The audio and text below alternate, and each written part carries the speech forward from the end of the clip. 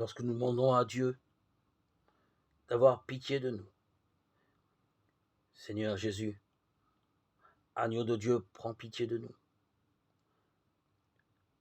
C'est ici une supplication adressée au Sauveur. Elle rappelle le cri des pauvres vers le Christ, les 10 lépreux, Luc 17, 13, l'aveugle Jéricho, Marc 10, 47, ou la Cananéenne, Matthieu 15, 22. Cette supplication, Seigneur, aie pitié de nous, vient établir la relation entre l'Assemblée, nous et le Seigneur. Elle exprime simultanément notre état de pauvreté et la reconnaissance de celui qui peut nous sauver.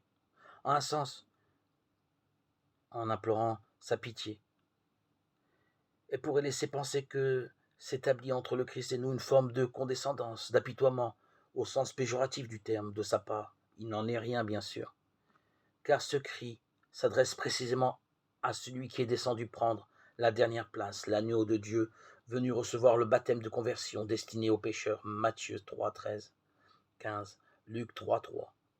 Au renversement du sacrifice évoqué correspond un renversement des hiérarchies, Luc 13, 11. C'est nous qui, du haut de nos postures orgueilleuses, nous adressons au très bas notre cri adressé au crucifié, contient notre propre abaissement, l'aveu de notre faiblesse. Il est notre participation à la relation d'alliance que le Christ vient rétablir avec nous.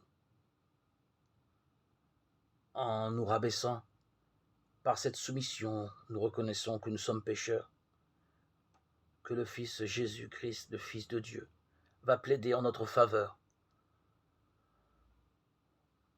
pour que notre repentance soit reçue